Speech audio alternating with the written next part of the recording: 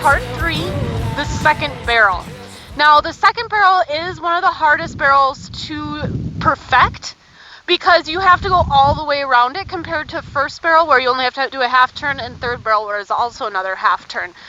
So that's why it's so important to be able to hit your points and be able to be confidently running into the second barrel. A lot of people have issues, and it comes from being out of path. So anytime you go off of the path is where issues start to happen. Straight lines and making your horse free and sitting and turning the barrel all helps. So let's go ahead and just jump in and get started. After we do our swiggle move over here, and we are already looking to our next point at our second barrel, I like to come across, pull myself up with the saddle horn. That's why the saddle horn is so important, because your horse is going to turn really damn hard when you ride it like that. And then you need to pull yourself up, straighten your reins out, 2 hands. This is so important in between first and second barrel. A lot of people ignore this and be like, well, my horse is shouldering the second barrel, or, you know, it wings out and bows off on the back side. Well, it's all in the approach to that second barrel where the problems start happening. So I can feel a horse sometimes start dropping and winging off out and going off path, like right here. Or in the videos, I can see the horse start anticipating that barrel way back before the problem starts. And a lot of the times, I'm gonna tell you this right now, those problems are caused by the rider. And it could be just as slight as going like this, or going like this, or the all-important this, pulling them off the barrel. So you gotta really be riding square and looking to where you're going. So my point at the second barrel, what I like to do is I like to make sure that my horse is square and free running up until right here.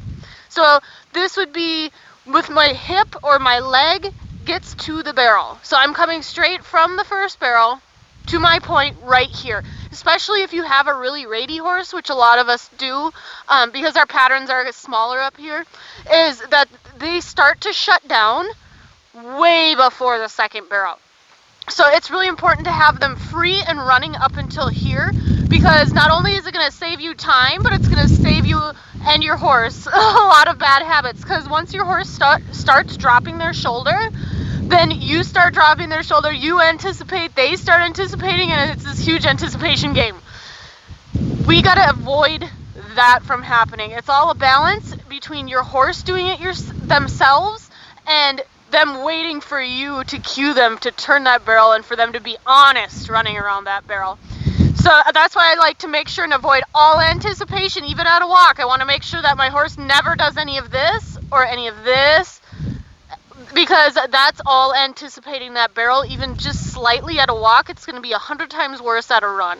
So being free up until right here, and this is the point where my feet are that I'm looking at when I leave the first barrel. I want to get free and run my horse to here. If your horse is really short running to the second barrel and gets really ratty, I'll look up here so that I make sure that I can ride my horse past that second barrel.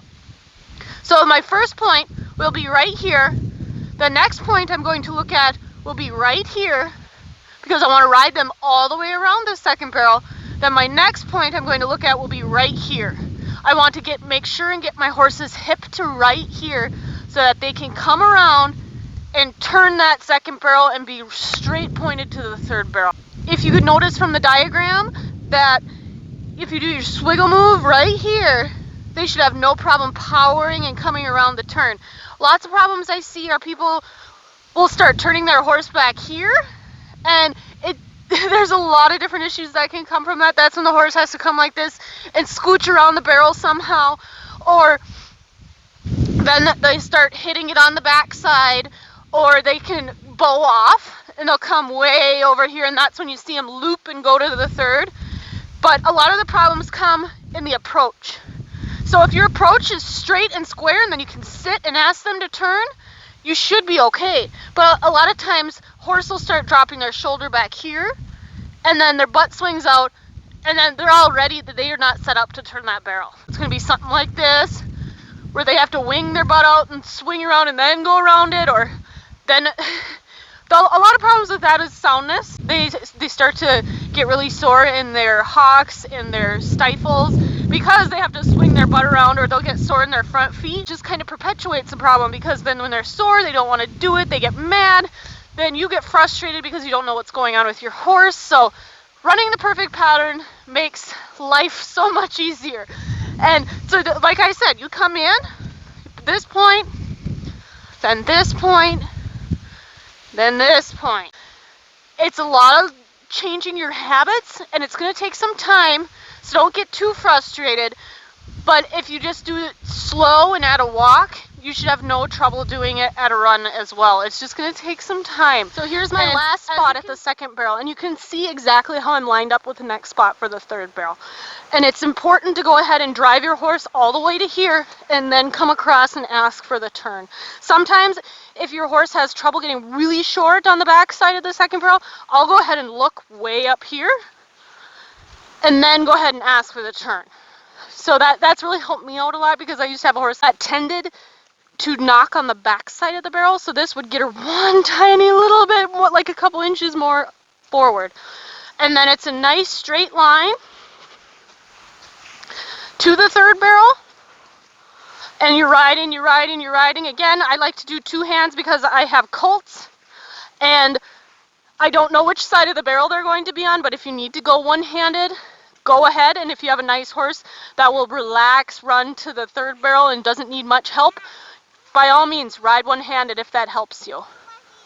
Then I like to pick my spot. Same with here. I want to be able to feel and make sure that my horse is rating down for that barrel, because again, it all depends on how close it is to the fence and how far it is from the second barrel. If it's a lot farther than in between first and second, they could get really motoring, or they could get really ratey. I want to be able to feel my horse rate down for that turn.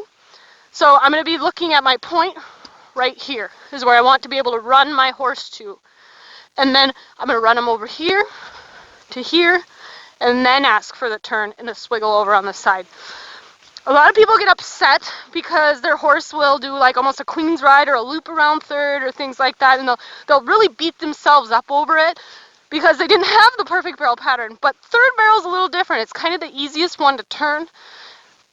And because of that, as long as you're keeping forward momentum and running all the way around it, it's much faster than getting them in there, stopping them, making them do the perfect turn, and being very technical on it. So you see a lot of times the people that win kind of have a big loop around the third, which is fine. I mean, I've had a few arena records where I've almost done a queen's ride all the way around third. Oh, a caterpillar. Thank you. So let's talk about the run home. Please, please, please look for the timers. I see so many people running on the way home, and they hold up before the timer or slow their horse up or quit riding.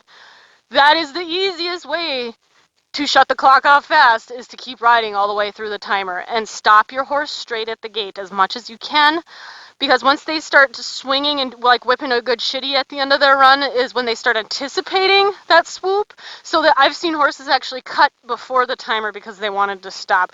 That's why I like to go ahead and run my horses straight and try and stop square, because it also keeps them sounder longer.